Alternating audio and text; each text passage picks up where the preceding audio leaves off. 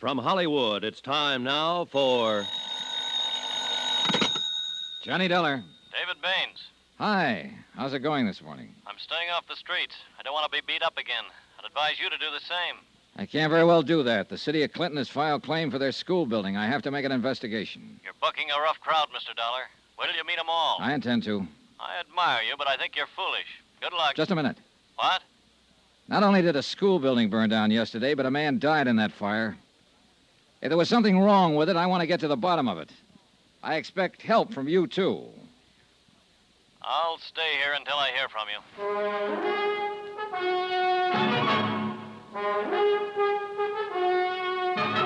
Tonight and every weekday night, Bob Bailey in the transcribed adventures of the man with the action-packed expense account, America's fabulous freelance insurance investigator. Yours truly, Johnny Dollar.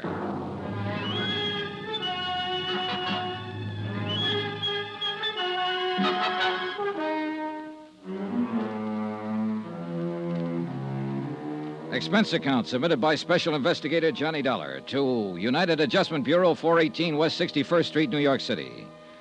The following is an accounting of expenditures during my investigation of the Clinton matter. That's Clinton, Colorado. Expense account item 5, 80 cents, telegram to Dodd and Company, Denver insurance brokers, who would handle the policies covering the new school building in Clinton. I requested them to forward copies of the policies. Item 6, 10 cents, one copy of the Clinton Times and the full story on the fire.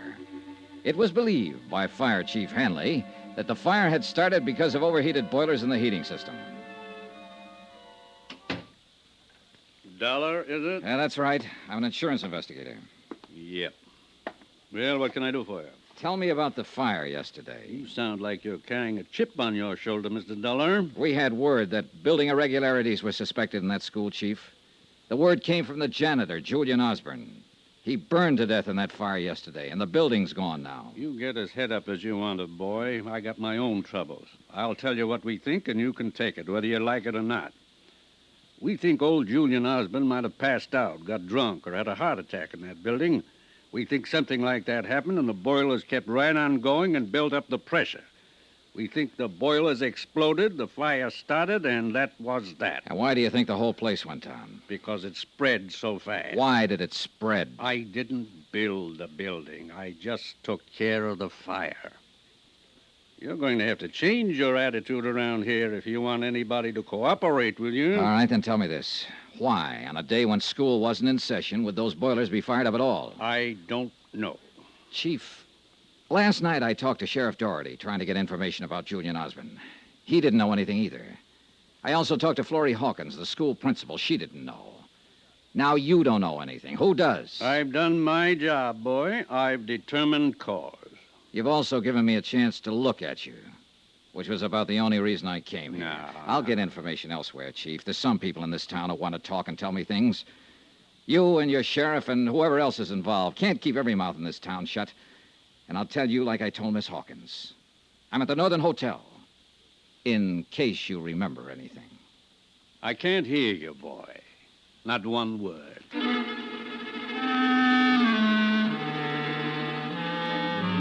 Expense account item 7, $1.80, breakfast in the coffee shop of my hotel for myself and David Baines, who still looked badly battered from the beating he'd taken the night before. You're taking a chance sitting here with me. Hope you realize that. Am I? I'm public enemy number 1 in this town. I'm the man who built the school that didn't stay up. Look, Baines, I want you to tell me all about it. If you have any information or knowledge that would be helpful in this investigation, then you better give out with it right now. What specifically do you want to know? First, the town. You know what this place is? It's a backyard. And only the rich kids can play here. Vickery, Hanley, Doherty, those are the rich kids, Mr. Dollar. The rest of us are, well, we live across the tracks. Let's start with Vickery. He's a builder. Not only here, all over these mountains. Grand Junction, Rifle Mesa, all over. He's got $1 million and a million angles. He's the one who sent me to Europe to study for a year after I completed my plans for the new building. Got me out of the way. Okay. Fire Chief Hanley. A friend of Vickery's. And any friend of Vickery's is going to get rich one way or another. Sheriff Doherty. He keeps the law orderly for Vickery. Very necessary. Okay, then. The fire itself. Chief Hanley says the school boilers blew up and caused the fire. There was no reason for those boilers to be fired up. No reason. If they were fired to blow up. They had automatic shut-off equipment. What about Julian Osborne? You say he notified the broker in Denver that something was wrong with the building, and that's how you got here. I don't know. They might have fired it for money, too. I told you I was in Europe until they constructed it. I got back in Clinton 4 days ago. I went over to see my building. They used my outside drawing, Dollar. Wooden beams where I indicated steel girders. Only half the plumbing and heating system, other things. It looked like they'd made it up as they went along. Did you talk to anybody about it? Oh, sure. The contractor. Vickery. He told me to keep my mouth shut and be a good boy. Do you think he got you out of town during the construction so you wouldn't interfere? I think so. I'm not important, but it was the easiest way. I understand Mr. Vickery is a little unpopular today. What? A delegation went out to his house to hang him or something. Baines was partially right. A delegation had gone out to see Roy Vickery in his polished pine domain at the end of town. They were still there when I drove up in my rented car. 20 or 30 irate citizens demanding an explanation for the lost school. 10 uniformed men from Sheriff Doherty's office formed a half-moon circle in front of the main entrance, their holsters unbuckled. The sheriff himself was directing the operation. All right, just a minute there. Hello, Sheriff. Huh? Johnny Dollar. I talked to you last night. Oh, yeah.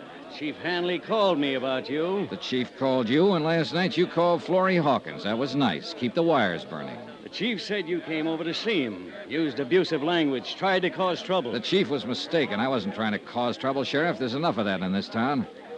I was just trying to find out how the fire started yesterday. The chief told you how it started. I didn't believe him. Now, what do you think of that? You better watch your step around here, Mr. Dollar.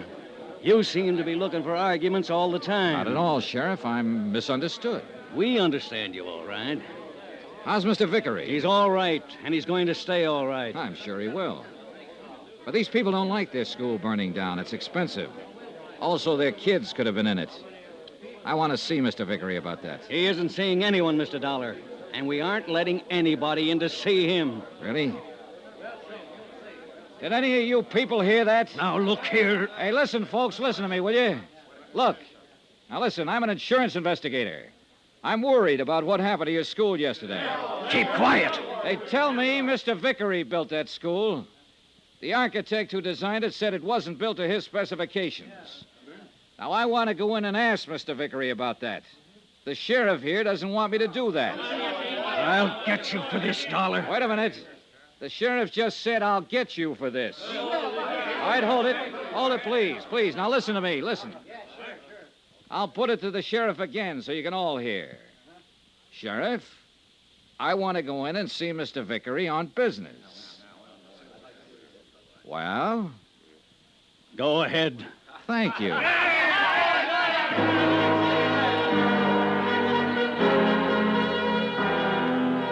At a direction from Sheriff Doherty, the wedge of deputies opened up long enough for me to walk through the wrought iron gate and up the steps to the Vickery mansion. A tall man in a white jacket answered the door and ushered me into a den that was stocked with good liquor and big leather chairs. Finally, a big man in a blue suit walked in. He had lots of good teeth, and there wasn't an ounce of fat on his 230 pounds. I'm Roy Vickery. It was quite an act with Sheriff Doherty just now. I watched you from upstairs. That's a good, safe place to watch from, Mr. Vickery. Now that you're in, what can I do for you? Tell me everything you can about that school building. Mm-hmm. Has the city of Clinton made a claim yet? Yes, $200,000, building and contents. You got in town pretty fast. We heard there might be something wrong with that building before the fire.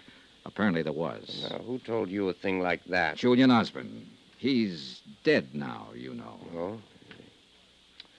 Well, 2 boilers explode, and there's something wrong with the building. Is that the way you people figure? Yeah.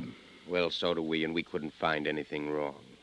Who's we? Officially, we're the Civic Construction Department. We just had a meeting. We thought we ought to. Yeah.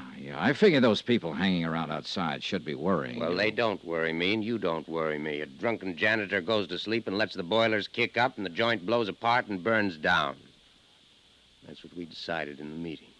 It was a terrible accident. We'll have to use an old garage or something for a school, but then we'll get around to building another school with the insurance money we have coming. And that's that. That's that. Mr. Vickery, I'd like a copy of the specifications that went into that building. Sure, anything at all. There you are. Okay? That'll do for now. Good. Now, you can get out of my house, Dollar. You smell smoky. There were 50 pages of specifications on the building materials used in the construction of that school. They looked all right. They also looked as though they could have been forgeries. Expense account item 8, $6, 1 bottle of whiskey for David Baines and myself in my hotel room. Baines went over the specifications page by page. Okay, what do you think? These are my specifications, more or less. This is what's on paper that went into the building. How about what actually went into it? Well, the little I saw, they cut corners everywhere. The outside was just a shell of this stuff. You sure? These are my notes. I can remember this much. Can you remember it in front of a notary? I want a sworn statement. I don't know. You what? Well, don't look at me that way. You can get my statement and possibly a half a dozen other statements. On paper, you'd have a case. Then what would you do? Go to the district attorney? We haven't got a district attorney. We got a county attorney who's elected for a 4-year term. All right, I'll go to him. Vickery? Then I'll go to somebody else, the insurance commission. You try to go any farther, they'll kill you, Dollar. Well, let me worry about that. Now, will you make a statement? Sorry. That'd kill me, too.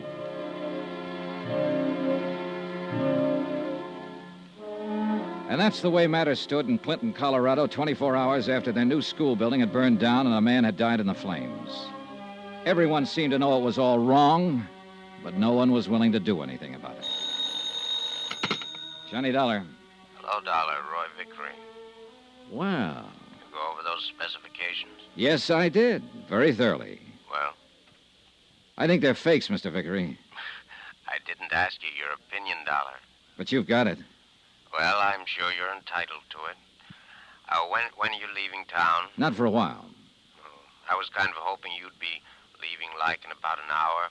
You'd make good connections then. Sorry. I haven't really gotten around as much as I want to yet. You saw me. I can tell you anything. Oh, I'll get around to you again. Get out of town, Dollar. Now. Vickery, there are times when I don't hear good.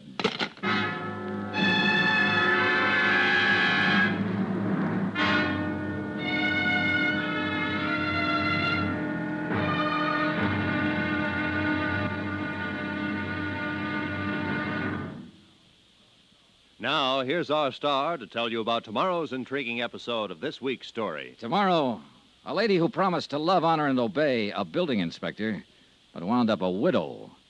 Join us, won't you? Yours truly, Johnny Dollar.